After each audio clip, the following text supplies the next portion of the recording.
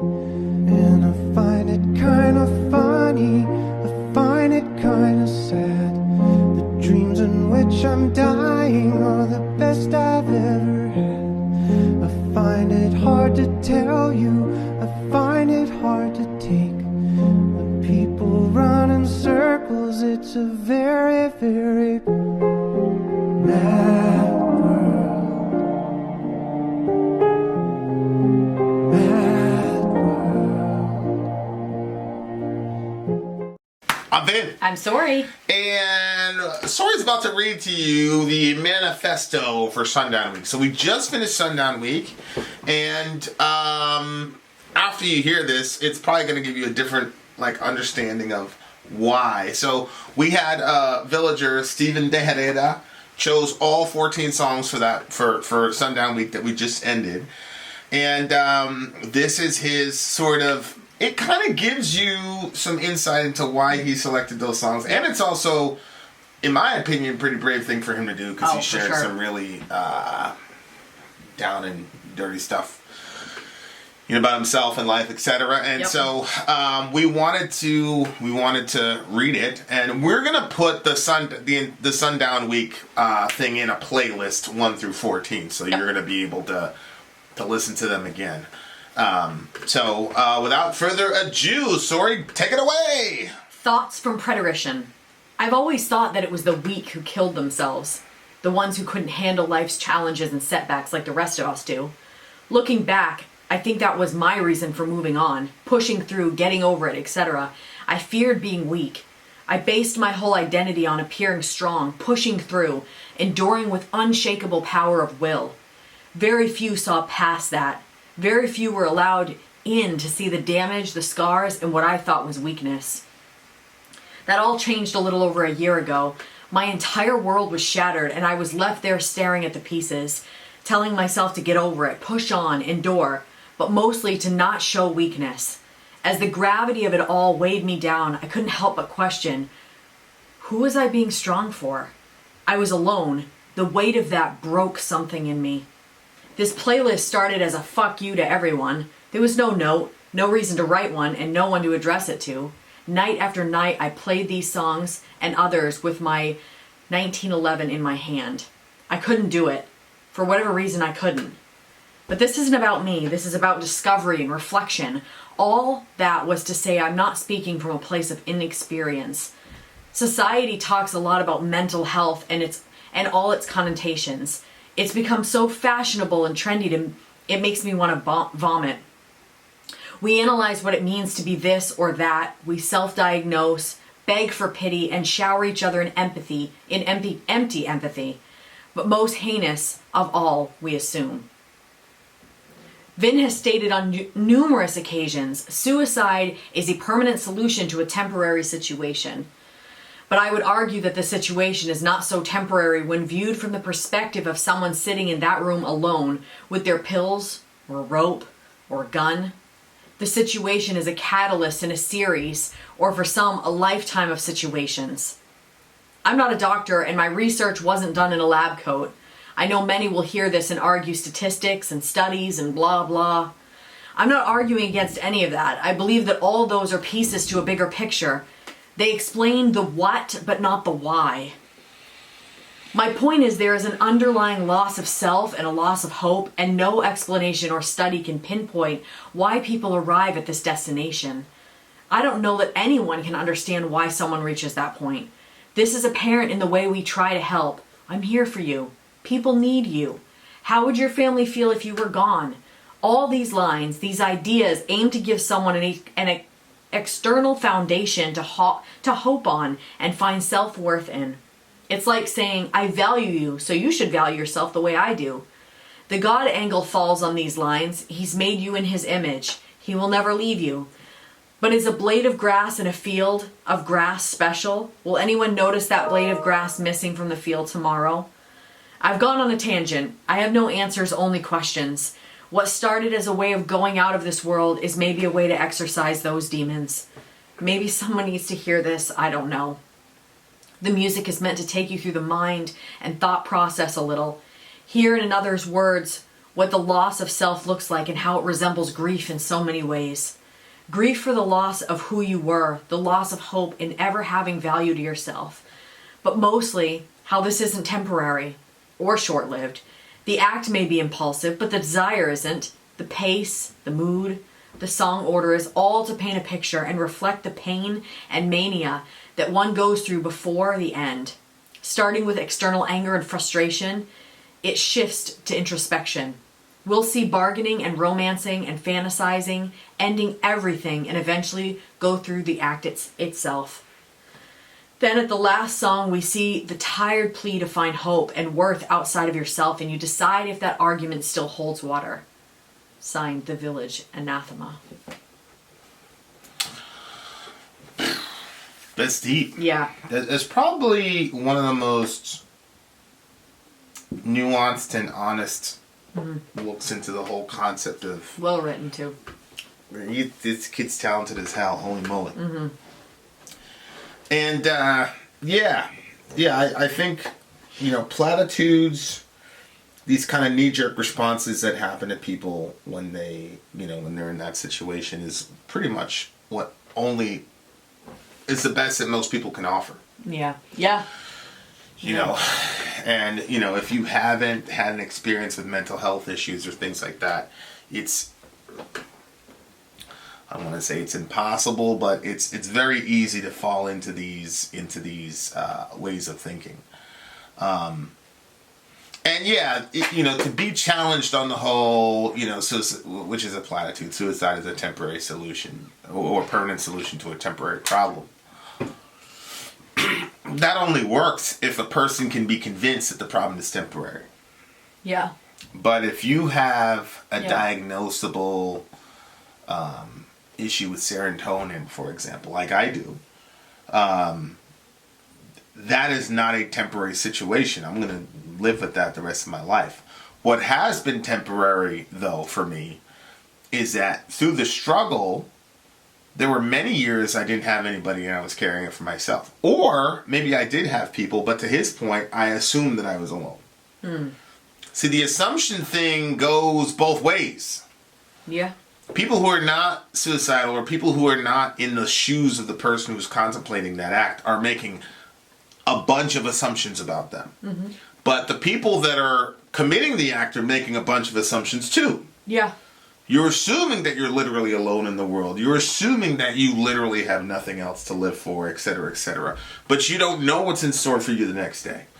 There was a lot of times when my previous relationship where, I told this story, like, I drove on the wrong side of the street, like, on purpose. You know what I'm saying? And there was a truck coming, and the guy's like, whole 9 yards or whatever. But that's because I looked down in time, and I was like, this is never going to get better. Well, me and the person never got better, sure, but I could not see you and, everything that you've been from. I couldn't see that at all. Like, you know what I'm saying? So all of us are making assumptions here, which is sometimes the best that you can do when you're limited. Yeah. We're not omniscient beings, but so I get it. Like, a person's condition, like, for example, like if like Johnny X and Tana talked about this, where she was an athletic young woman, then she got paralyzed. Like, that is not a temporary situation. Paralysis is not a temporary situation. But the despair that she felt in the midst of her paralysis was temporary.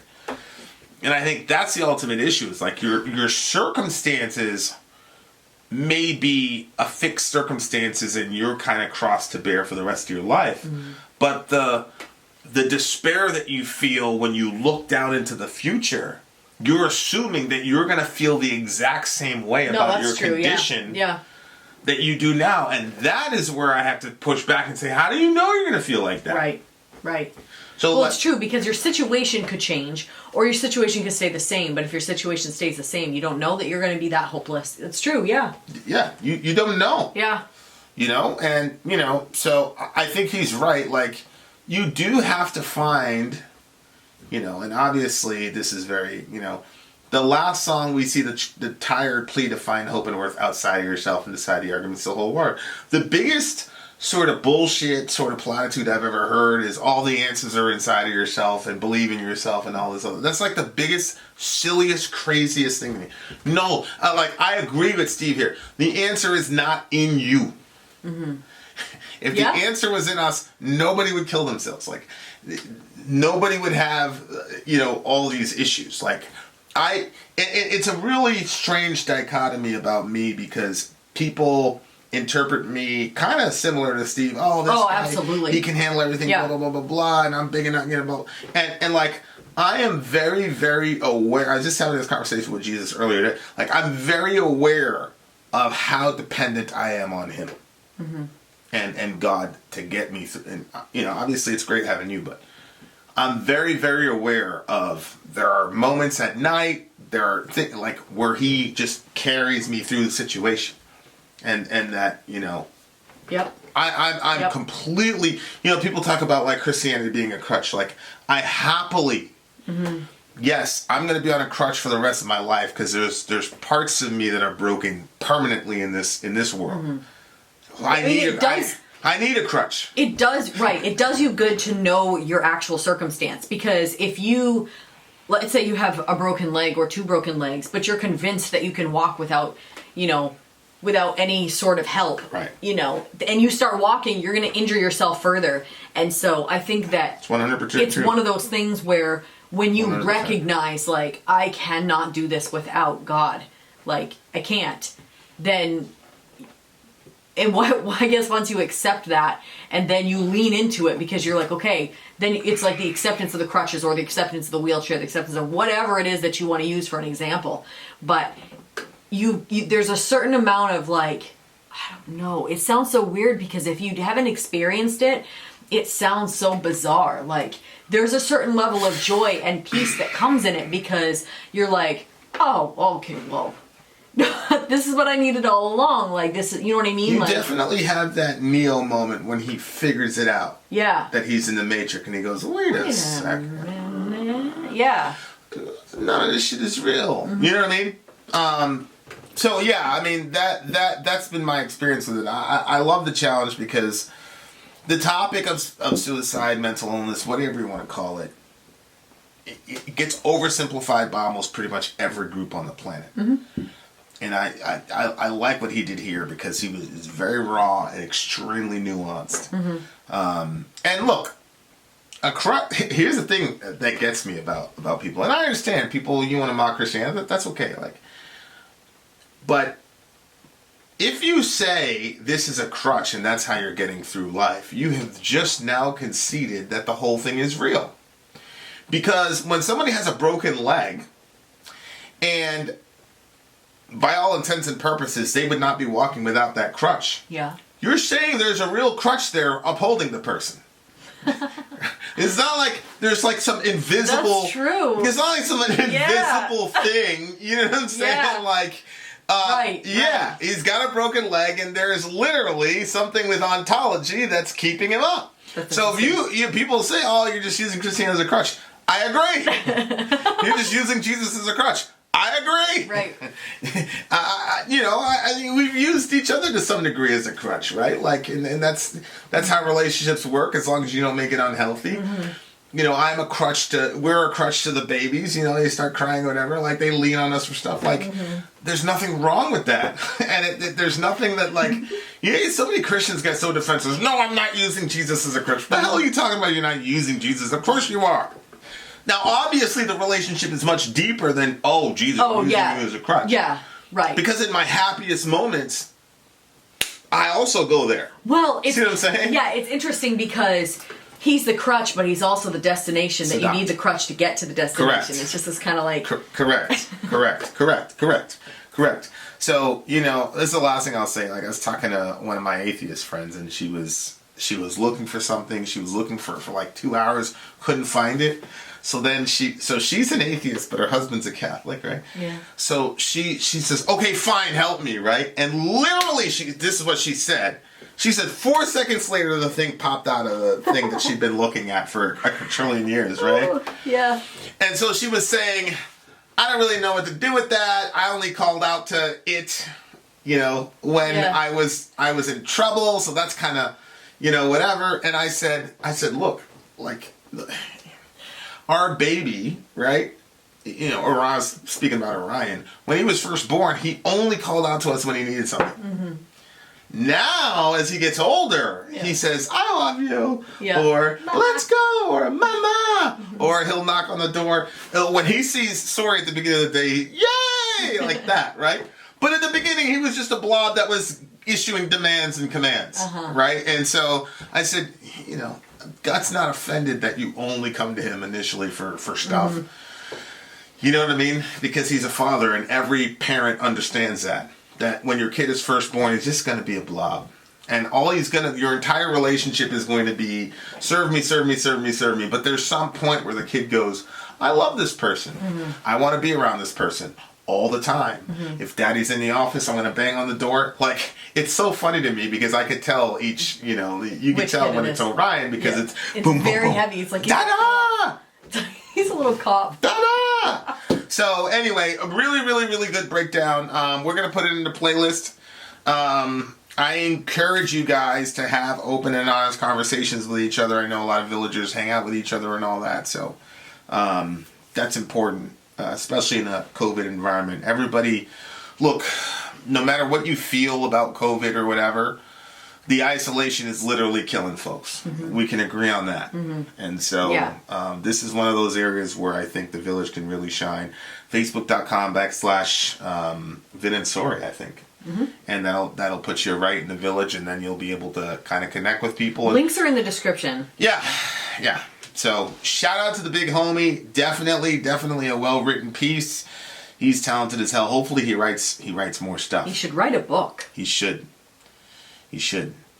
There you are, dear listener. Vin out. Sori out. Go on. Keep your head up. You could be so rich. Write a book. I know. You can buy it's one such of those, an interesting writing style. You can buy one of those $20 million houses he showed me. He's like, yo, come to Denver. I was like, let me see some of these houses. I know, he told me to tell you. I was like, let's see some of these houses, fam. First hit, $18 million. I'm like, I'm good, $18 million? It was a freaking condo. It wasn't even a house. What? A lot. Yeah, but hey, Steve, write that book with the crazy writing style. Let me guest in a couple chapters so we don't have mass bridge jumps, and then you become a quadrillionaire, and then give your brother oh my God, a little piece of the pie, and we could be next door neighbors. That's so funny. Vin out. Sori out. Go. So we don't have massive bridge jumps. I thought you read that shit. You know what I'm saying? Like, you read that shit. Yeah. I thought at first you meant like that, like topics he wasn't gonna connect them, and then I realized what you were saying. Sometimes, like a person, like if they're in their head, they'd be like, "That's right. There's no solution. It's over. Yes. You know what I'm saying? So you gotta have me in there a little bit. And wait a second. It's 1 minute. We're millionaires. So, you know what I'm saying? But all right. Anyway. Give me a thumbnail. Then out.